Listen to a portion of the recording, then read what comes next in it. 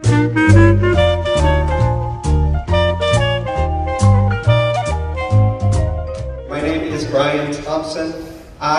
work for the James Randi Educational Foundation. My title is Outreach Coordinator, but there are a lot of things that I do in my job, and by far the most pleasurable is getting to hang out with James Randi. I often go on trips with Randi, I go to lectures with Randi. I try to make sure that there are no technical glitches. I try to make sure that we always start on time, and I try to make sure that the room is packed. So 1 out of 3.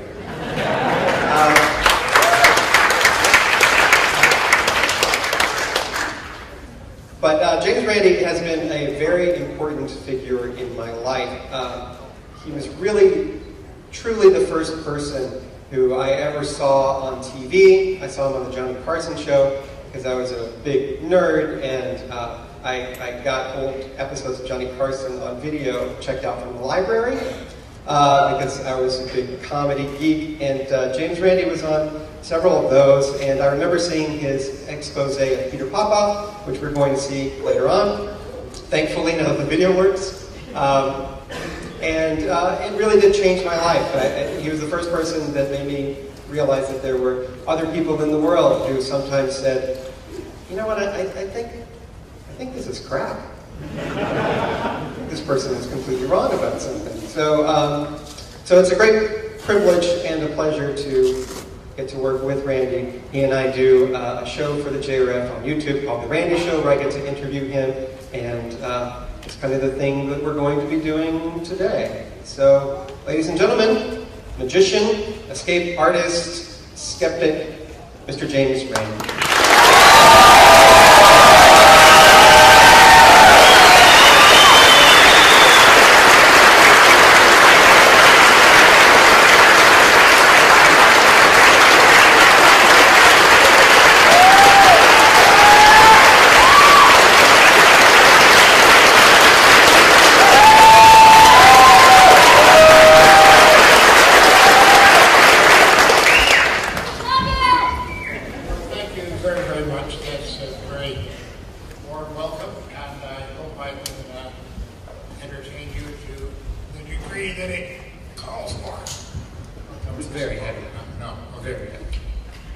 Yes, my name is James Randi. I'm guilty as charged. And we have some bits of video that we're going to show you in order to illustrate our point here this evening. But I will start by saying that, yes, it's sort of redundant and it's trite, but I have great delight in being at Dragon Con. This is only the second one that I've attended. I was here 2 years ago, wasn't able to make it last year. I was somewhere else in the universe. And the reason that I like Dragon Con so very much is I see people that don't really fit well with the rest of society. I'm serious about that. These are people who are sort of out on their own. They pretty well live at a keyboard, and they're in contact with other people of similar mind and similar tastes, and all of that's just fine. But when Dragon Con comes along, they come to Atlanta, and they infest. I know they inhabit the hotels, as you know. They pretty well take over Atlanta, and I think Atlanta is very happy about that too, because it's a privilege to have such lovely folks here. These are people who do associate with one another much easier than they do with most of the rest of the world. And my very first experience at Dragon Con 2 years ago, I got into a high altitude elevator, you know what I mean.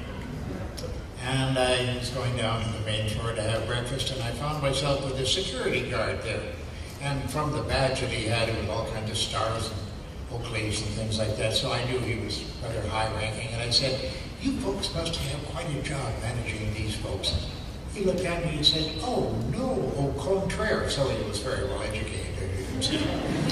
He said, "No, we don't have any trouble with these folks at all. First of all, they don't misbehave themselves in a way that is objectionable to everybody else, except for the funny costumes. He said, but we take that with great humor. And he said, they look after one another. And later that same morning, I saw that.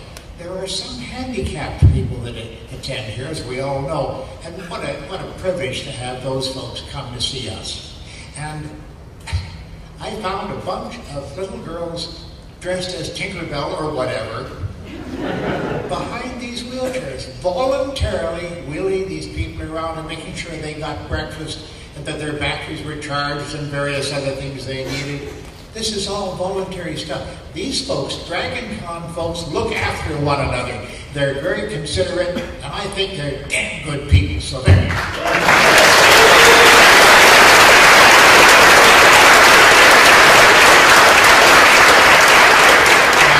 Sincerely mean it when I say that it's my privilege to have been invited here. Don't you think so, Brian? I think so. I definitely is your privilege. Although it was embarrassing. It was embarrassing when you gave that exact same speech at San Diego Comic-Con. No, I didn't. You're wrong. No, we've never been there. Those people suck. I haven't been. No, that would be too much for me, I think, at my age. And Dragon Con is just about the right size. No, it's 4 sizes too huge, but that's okay too. Ladies and gentlemen, we'd like to run you by a little bit of the history of the James Randi Educational Foundation. And I must say we've a great number of people that we're very beholden to. Now, this is sort of name dropping, I know, it's shameless name dropping, but I just was discussing on another program the other day the great privilege that I've had personally of touching, getting to know, and having as excellent friends some of the greatest people of our day. Now, many of them have left us. And old Carl Sagan, well, you don't know how much I miss Carl Sagan, and Johnny Carson as well, who was very helpful to us. I got to do 22 Carson shows over the years, and many of them were repeated on holidays or days when Johnny wasn't there. They would run favored repeats, and it was run, several of them were run many times that way. So there are many more times than 22 that I appeared on the Carson show. And Johnny used to do a peculiar thing. He always insisted on meeting people on camera. When they walked through the curtain, he would raise from the desk and he would shake their hand and sit down again. That's the way he wanted to meet people. He wanted to meet them on air, live, so to speak, although it was taped in advance, you probably know, so they could do any necessary editing later on. And the staff was rather puzzled. They gave me my dressing room. I'd go in there and I'd get dressed the way I should and such and look over a list of various things.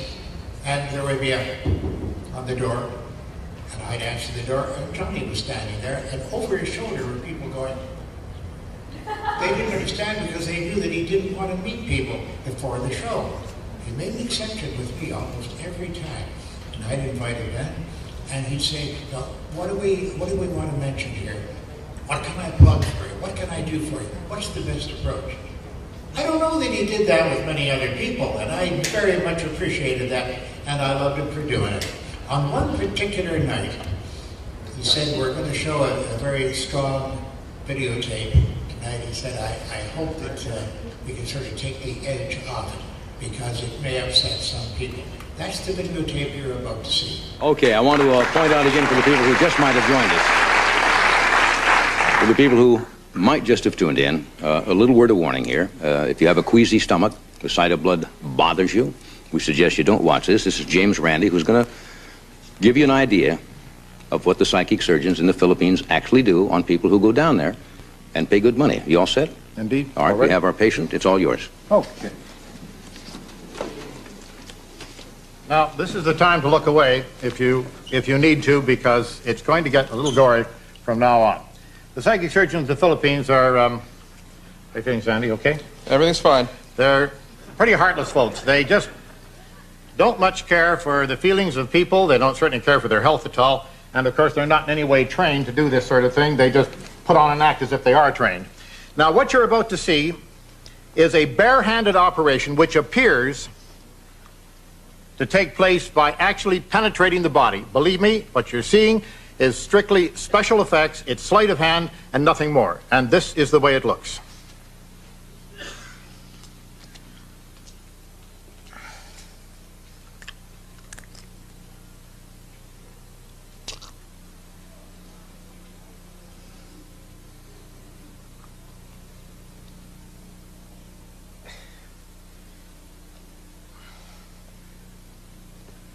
Catch anything that gets down there. We don't get it on your trousers if we can help it. Let me see.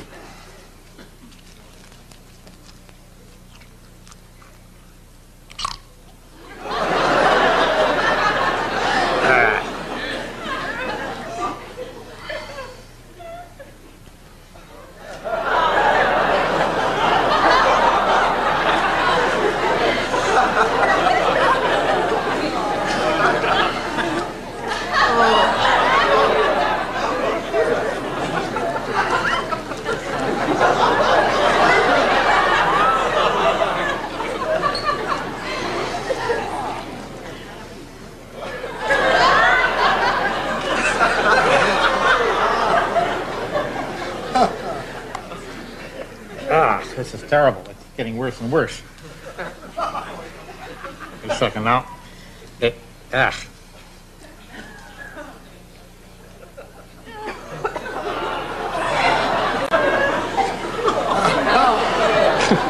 Oh, no, that doesn't come out.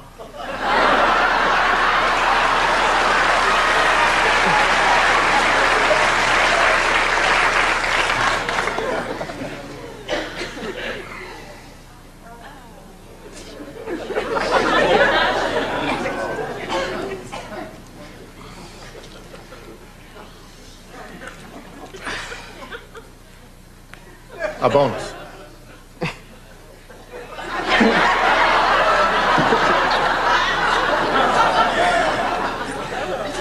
That's a bit better. Just a second. Just 1 second now. It may be better for you. You don't feel any better?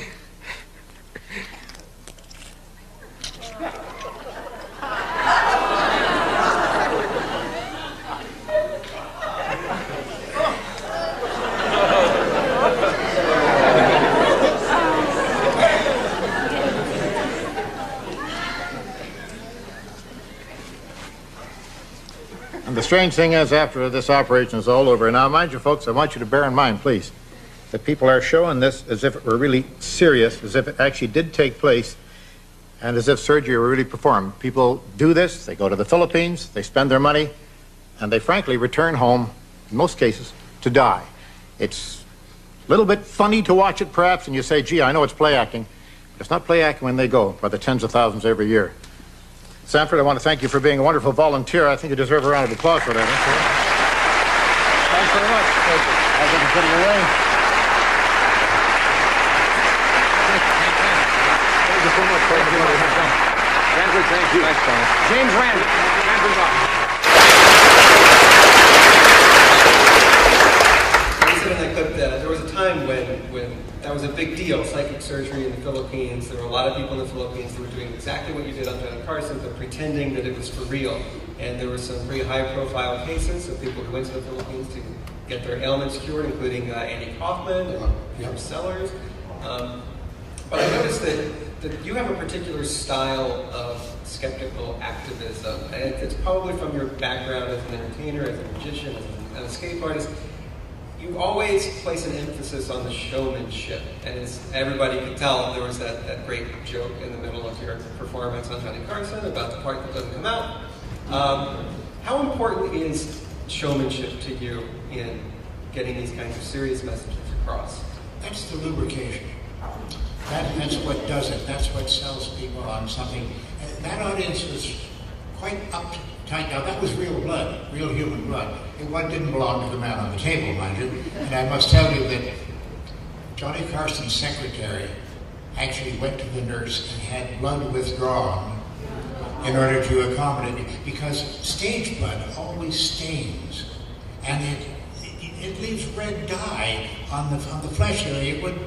It's terrible. It's not good. There isn't a good stage blood that you can get commercially or any other way that I know of. So we just grab the nearest guy and say, here.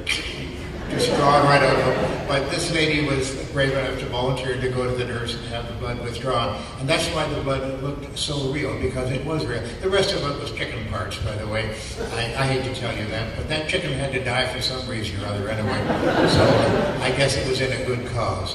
It was old age, is what I heard. Yes. We powered him to death. We can put a man on the moon, but we can't make convincing fake blood. Isn't that something? I mean, hard to say. Only God can make real blood.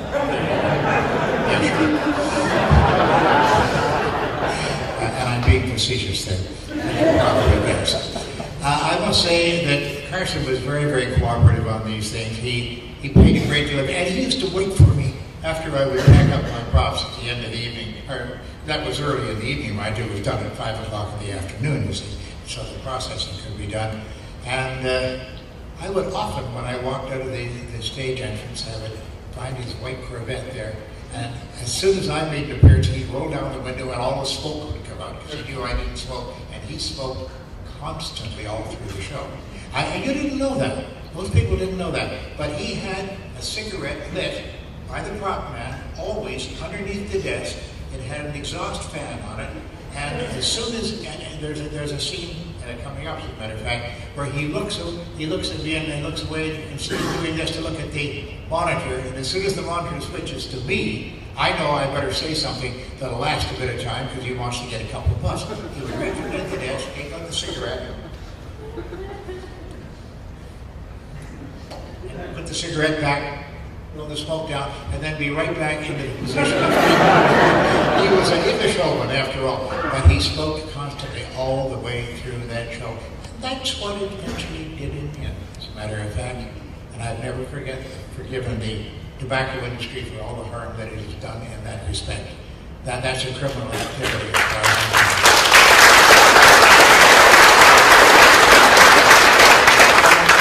To deal with a villain who, I'm sure Brian will agree with me, this is a real villain.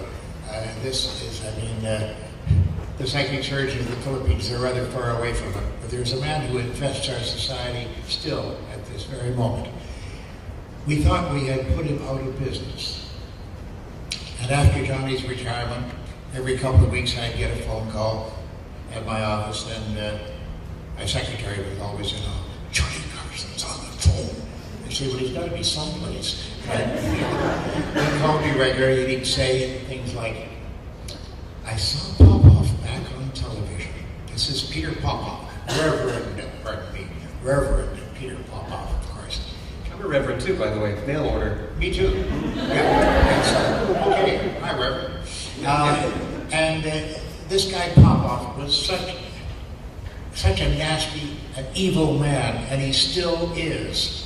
He's on the Black Entertainment Network now, and he is still doing the same thing he's been doing all these years, using a different modus now, because on the Carson Show, I exposed it completely. So what you're about to see next is a definitive exposure of Reverend Peter Popoff pretending that he is speaking to God. Now, you got a small piece of tape here we're going to look at. Would you tell us what we're going to see here and how you did this and what it's supposed to show? Well, we've researched Peter Popoff very, very well, and Mr. Popoff, Reverend Popoff, is not going to be very happy with this, I don't think. You're going to see, first of all, a short segment of tape as you would see it if you're watching it at home. This is what Popoff featured on his own program. You will apparently see a healing. Now, we went to Houston, Texas, and we discovered that the man was wearing, of all things, a hearing aid in his left ear, and a man who heals the deaf, Popoff himself. Oh, I see. And a man who heals the deaf and the blind isn't going to have much use for a hearing aid. One would think, if God is speaking to him, maybe someone else is speaking to him. So when we got to San Francisco, we put this fellow, Alec Jason, as an expert in electronics and a surveillance man, and he put a scanner, an electronic scanner on it, and we picked up something interesting. But first, let's look at the first cut of tape. All right, this is the tape as you would see it if you were watching the show. Okay, watch the monitors. Right. Who is Harold? I just believe that God is going to burn those cataracts off of your eyes right now. 34788 Foothill Drive. I tell you, the angels of God are round about your home. Oh, just take those glasses off and put your eyes. If you've got cataracts, if you've got glaucoma, I want you just to put your hand over your eyes as I pray for these precious sister, you've got eye problems, to take your glasses off, lay your hands on your eyes. Here it comes to God is going to give these precious ones divine surgery. Right now, Jesus. That's it. That's the anointing of the Holy Ghost. Praise God. Praise God. I'll tell you, the anointing is flowing through this place. Thank you, Jesus. Okay, now let's recap what we've seen here. Right. These two people who were there had not met Popoff before right. themselves. Never spoken to them. And yet he calls out his name, and then he called out a number or something? He called out their address. Their address. Yes. And they're astonished to hear this, because Naturally. they didn't tell him. But what you don't know is that his wife has been touring around the audience, getting into conversation. Is Jesus going to heal you today? I see. Where do you live? This kind of thing. And they've filled out healing cards in advance of the program and handed them in. They're now backstage, and someone is sitting at a transmitter backstage. Let's see that same segment again. But now you will have the advantage of knowing what Peter Popoff is hearing in his left ear through a hearing aid. Jerry Reed. Is it Jerry? Reed. Reed? Is it Reed? Jerry Reed? It's a woman. She's praying for her husband, Harold. Who is Harold? He's got cataracts. I just believe that God is going to burn those cataracts off of your eyes right now. They live at 34788 Foothill Drive. 34788 Foothill Drive. I tell you, the angels of God are round about your home. Just take those glasses off and put your eyes. If you've got cataracts, she's got eye problems too. You've got glaucoma, I want you just to put your hand over your eyes as I pray for these precious sister, you've got eye problems, to take your glasses off, lay your hands on your eyes. Here it comes to God is going to give these precious ones divine surgery. Right now, Jesus.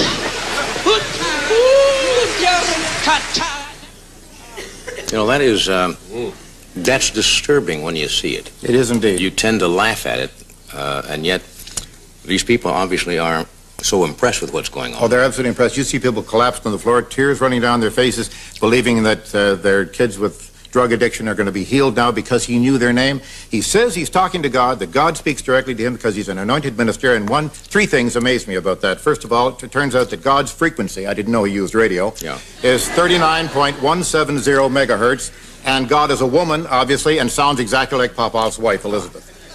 Has he seen this tape at all? No, he does not know about this until this very moment. Interesting. Okay, we'll take a break. We'll be right back.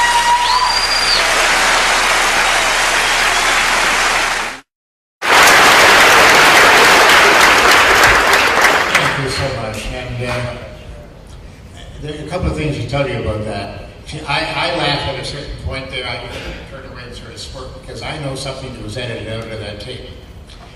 Now, I had gone to Johnny's producer, Fred DeCordova, in the afternoon, and I didn't expect the shot to be on that night, that very night. And I showed it to him, and Fred said, "Oh, we'll put this on tonight."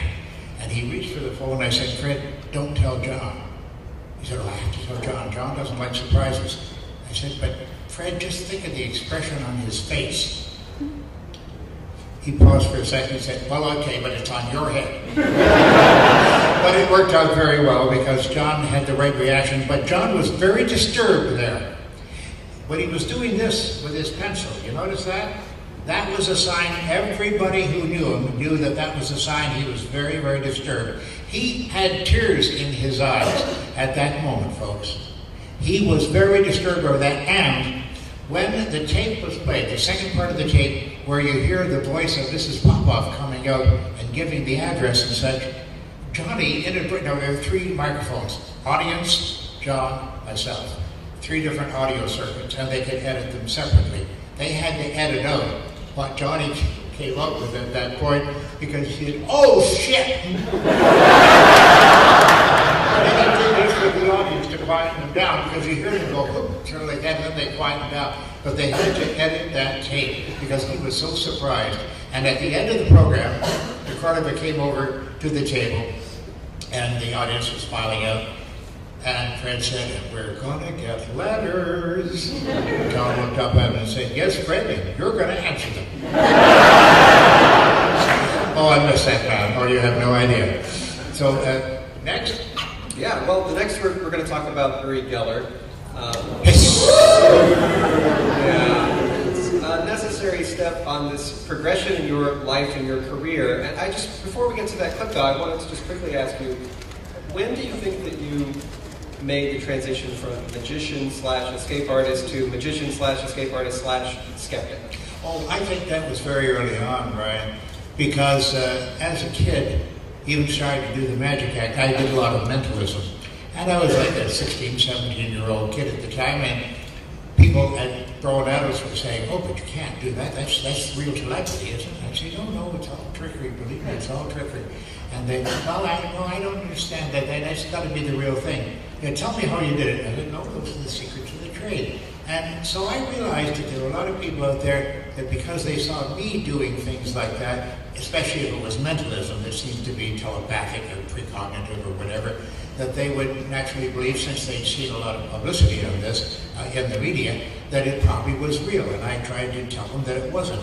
And along the way, I made up my mind that well into my magic career, I would always want to give talks about the so-called psychic and try to convince people that they were being fooled by magic tricks, not by actual mental powers and such. And when I became 60 years of age, I figured it's about time. So I gave up the illusions and such and went into the lecture field. But it was pretty well with me all the way along the way. Well, why do you think that Uri Geller was such a right target? We're going to watch another clip from Johnny Carson that you're not actually in. I'm not in it, no.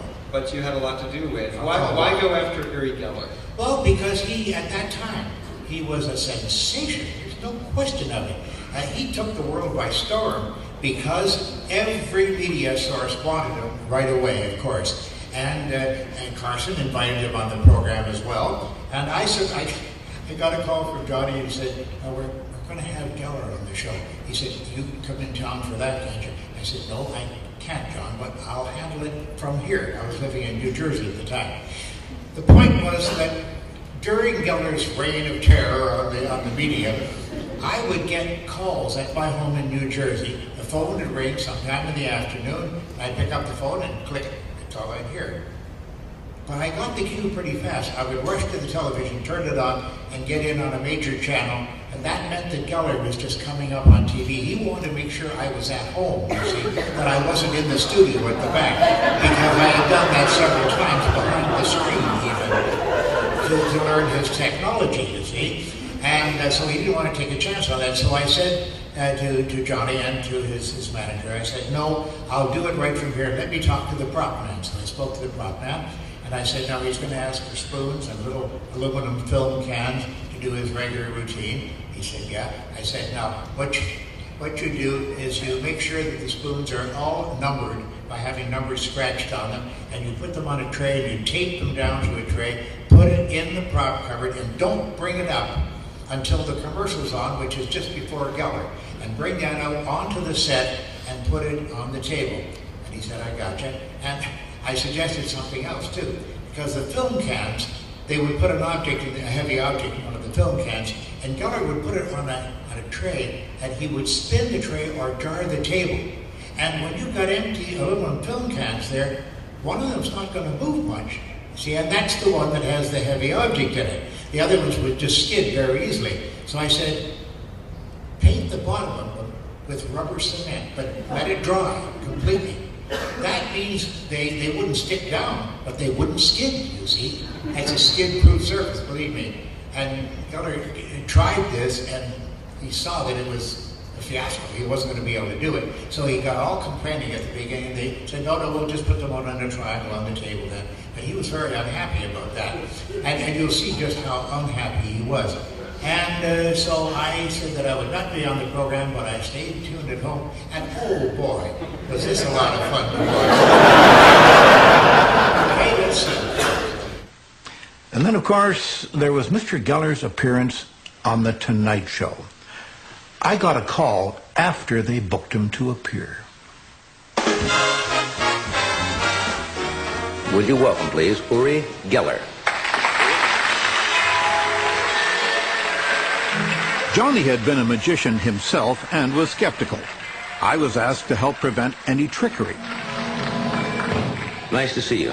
Thanks. We have only met... This scares me. This scares you? Well, we just got some things together here. And I told them to provide their own props and not to let Geller or his people anywhere near them. Also, one of our staff members did some drawings which have been sealed in an envelope, and I'd like you to take your own pace when you feel like you want to try anything. Right. Do you want to try that particular experiment first? When I'll feel free. When Okay? you Sure.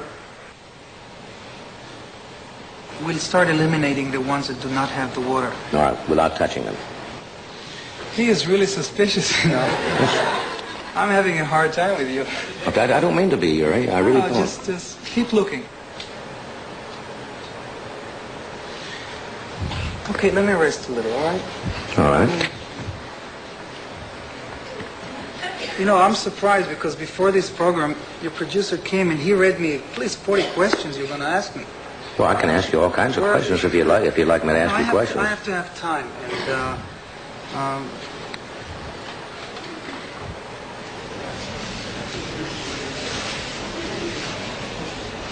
Jark, we're back. Uri was telling me you don't feel what, strong tonight? I don't Is that? feel strong. It's not all tonight. Right now I'm feeling being pressed and then I can't... Well, I'm not trying to press you. I really not. No, you're only telling me, well, will you try that or that? Well, I thought that was the idea of no, I'm not trying to put you down. You might think that a failure like that, it's an abject failure, of course, would slow Geller down. It didn't make any difference at all because all the media people wanted him. I don't care if he's real, as long as he's pretending to be a psychic, that's fine with me. The media doesn't give a damn, folks. All they want is a story. They want something that's going to do 4 to 6 minutes on the evening newscast, or they want something that's going to do 2 columns in the newspaper. They don't give a damn whether these people are real, the preachers or any of the others. They just don't care. And the media, I can't say the media can't be trusted. They treated me very well too, I must admit. But the point is, their bottom line is the dollar. And if it pays off, they will do it, and they don't care whether they misinform the public or not. Barbara Walters and I have had quite a relationship over the years. We're very good friends. We always are glad to see one another and such. That's infrequent these days, I must say, since I live in Florida. Barbara, on one particular occasion here, she challenged me after Geller had appeared on the program. Now, one of Geller's favorite tricks was to reproduce a drawing that somebody had made. It was always supposed to be remote from him, but it was always made in the same dressing room with a lot of mirrors around. Everybody else out of the room, the person would make a drawing, and Geller would stand there like this with his hands covering his eyes. Yeah, sure. And looking at the mirror. And he was, they were asked to make a big drawing on a big piece of paper, you see. And you can follow the action of the hand very easily. That's not too difficult to do. And if it didn't work, if he didn't see it, he'd say, no, make another one. Make it different. Make it a little simpler or whatever, until he got to the point where he could see one of them. That was the way he did the concealed drawing trick. It would then be sealed in up an envelope, and many envelopes in some cases, so that appeared more secure. He already knew what it was, so he could put it in 40 envelopes. It wouldn't make any difference. But then they would bring it out on the set as if he had never seen it before. And he would look at it and say, oh my, so many envelopes, as if he had never seen it, you see. That implies that. Now, Barbara was urged by her producer, not a winsome lady, let's put it that way. She didn't like me at all, and she was crazy about Geller. And she was challenged by her producer to have me do it. And I was in the company of Mark Wilson and of Doug Henning, you recognize on the screen, the late Doug Henning, also a very good friend of mine, of course, as is Mark Wilson still. And you're going to see Barbara, I always say Barbara Wawa, that's what I always refer to as Barbara Wawa. But Barbara is going to challenge me to reproduce a drawing. And this is the way it's going to look. The Uri oh, we're going to show a tape. Okay, very good. Can we show that? This is where he read my mind and reproduced a picture that only I had. Okay, just a second. Look at me. Visualize everything that you drew once more.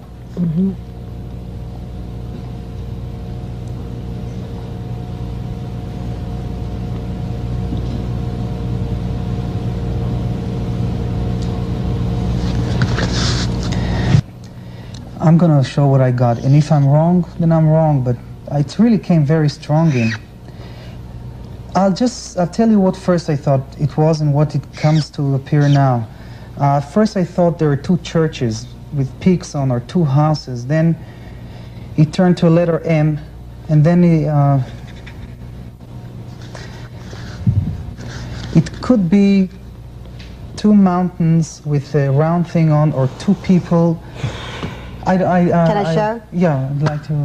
Am I wrong? You're right. I'm right. Good.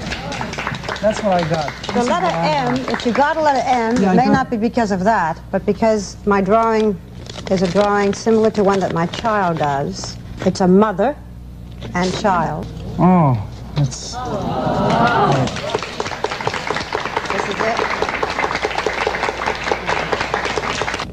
it. We have not had this envelope out of our sight. Randy has in no way been close to it. The closest you've been to it, to my knowledge, is right now.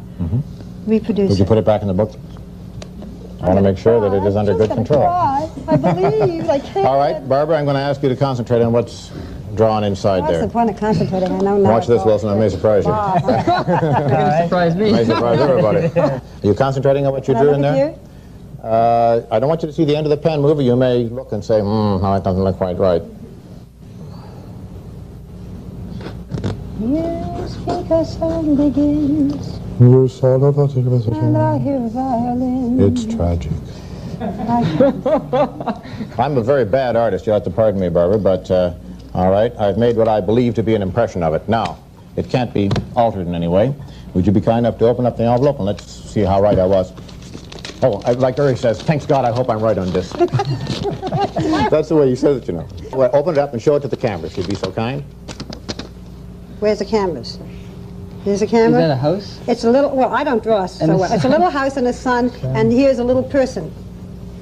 A house, that's the house, that's the sun, and that's a little person. Well, you'll pardon me for being a very bad artist, Barbara, but I didn't get the sun at all. I got the little person, but I got the little person inside the house and the smoke coming out to the top here. That's all we could get out of it. This... Thanks God you got it. Thanks God I got this. Yes. Yes, we got the house at the... Going to debunk this man whom everybody believes, you have to tell us how you do it. I'm going to add the sun here to make my results a little bit better. How about that, folks? Randy. Now, let me do an explanation. We found it not possible to rewind the tape to that particular spot and show it to you again, where I started to say, watch me carefully.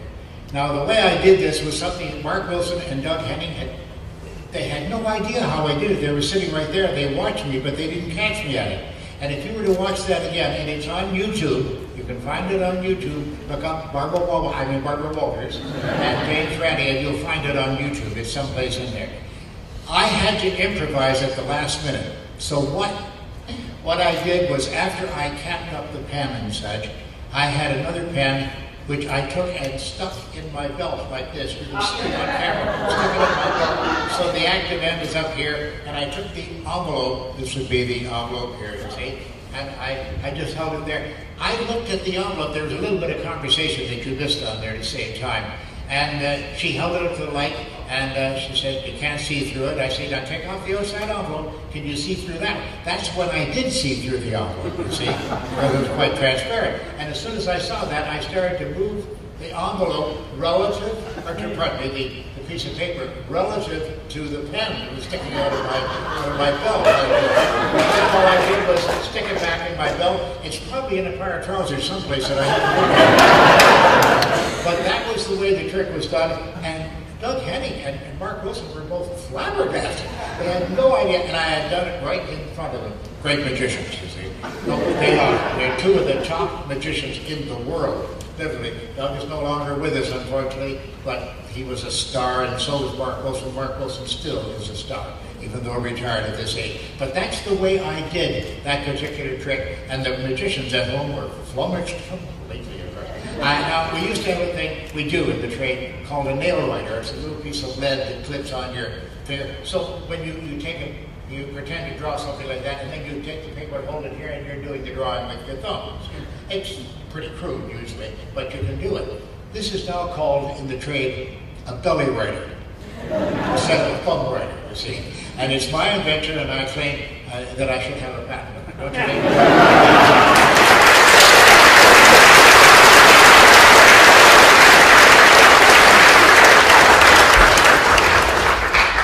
Well, we're quickly running out of time here, but the reason that we've shown you all these clips is to show you the basis for the James Randi Educational Foundation. It's this work that Randi did on television, in your books, in your lectures for over the years that eventually led to where we are today. Started the James Randi Educational Foundation some embarrassing number of years ago. Yes. Don't want to date anyone. And our flagship, obviously, at the JREF is the $1 Million Challenge. The JREF has $1 million available to anyone who can prove any paranormal claim under controlled conditions.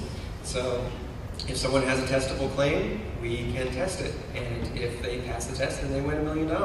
I don't see a lineup outside the hotel. Did you notice that? And from that, though, we've expanded. Now the JREF, we offer grants to educators to teach critical thinking at all grade levels, high school, elementary school, college. We also offer grants to skeptical organizations around the world for their projects. There are skeptic camps that are thrown to educate the public about these kind of issues all over the place. We co-sponsor conferences and things like that. We offer scholarships to students who demonstrate an interest in critical thinking and the scientific method. We run a blog with constantly updated new information on every new topic that comes up, another rubber duck that floats to the surface every couple of days at randi.org.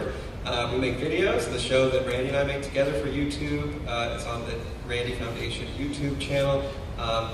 We make educational modules, curriculum for the classroom that you can download for free from our website in PDF form on fun topics like dowsing and astrology and the Cottingley fairies and ESP that not just... Right. They don't just debunk things, they teach kids how to form experiments, how to come to their own conclusions and use the scientific method for themselves. Learn for themselves. That's the most important way people can learn, particularly kids. Yeah, and so if anybody wants to find out more about that, you can come to the JREF table. It's on the second floor of the Hilton, next to the Walk of Fame. So if you're snubbed by Lou Ferrigno, we're your second option, I guess. Come by the table and you can learn about our conferences, you can learn about our cruise we're going on in December to the Mayan ruins. If you want to hang out on the high seas and go to Belize with Randi, you can do that. So, all of that being said, there are still people who say that things like this, the things that we tackle, psychics, charlatans, alternative medicine, ghosts, chupacabra, Bigfoot, all these things that skeptics are involved in, that these things are trivial compared to some of the more visible wrongs being done in the world. I mean, there are people being killed in countries, there are wars going on, there's disease, all these different things. Why do we do this? Why isn't this a trivial concern and a trivial pursuit? It's mostly because of the young people. We have to teach our young people to be critical thinkers, to be honest with themselves, to not depend on every advertisement, everything that the media is going to push down their throats in order to make a dollar.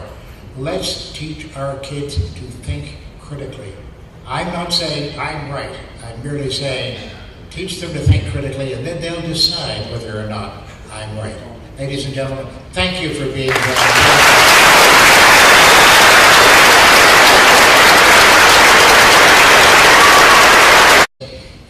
Must have quite a job managing these folks.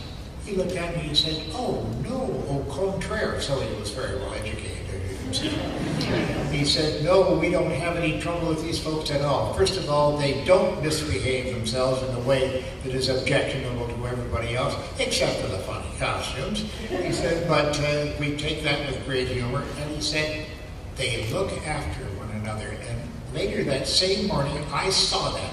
There are some handicapped people that attend here, as we all know, and what a privilege to have those folks come to see us. And I found a bunch of little girls dressed as Tinkerbell or whatever behind these wheelchairs. wheelchairs, voluntarily wheeling these people around and making sure they got breakfast and that their batteries were charged and various other things they needed. This is all voluntary stuff. These folks, Dragon Con folks, look after one another. They're very considerate, and I think they're damn good people. So there.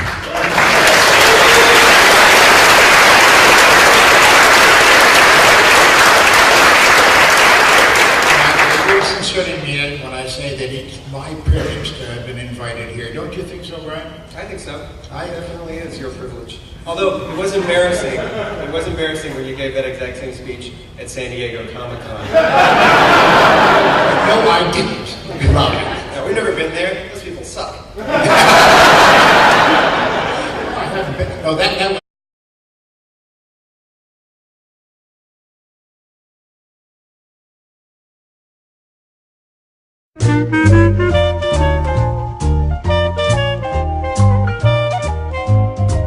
My name is Brian Thompson. I work for the James Randi Educational Foundation. My title is Outreach Coordinator, but there are a lot of things that I do in my job, and by far the most pleasurable is getting to hang out with James Randi. I often go on trips with Randi, I go to lectures with Randi. I try to make sure that there are no technical glitches. I try to make sure that we always start on time. And I try to make sure that the room is packed. So 1 out of 3.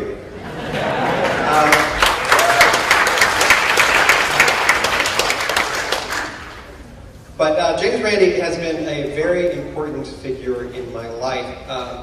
He was really, truly the first person who I ever saw on TV. I saw him on the Johnny Carson show because I was a big nerd, and I got old episodes of Johnny Carson on video checked out from the library because I was a big comedy geek, and James Randi was on several of those, and I remember seeing his expose of Peter Popoff, which we're going to see later on.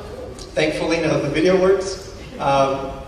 And it really did change my life. He was the first person that made me realize that there were other people in the world who sometimes said, you know what, I think this is crap.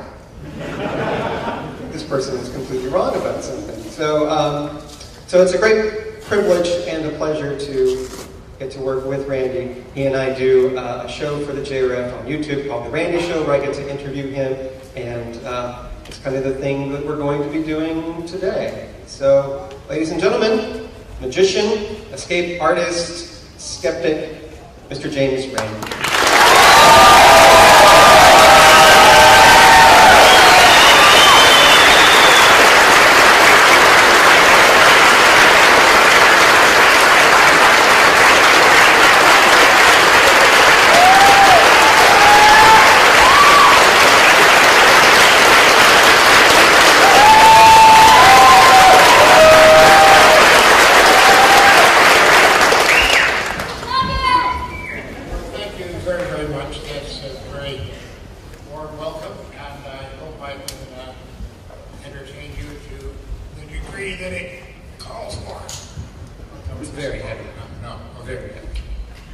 Yes, my name is James Randi. I'm guilty as charged.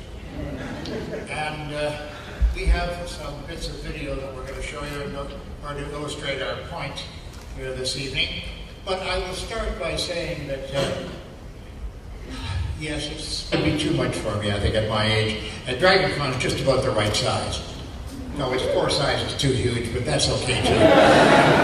Ladies and gentlemen, we'd like to run you by a little bit of the history of the James Randi Educational Foundation.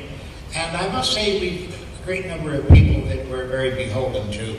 Now, this is sort of name dropping, I know, it's shameless name dropping, but I just was discussing on another program the other day the great privilege that I've had personally of touching, getting to know, and having as excellent friends some of the greatest people of our day. Now, many of them have left us.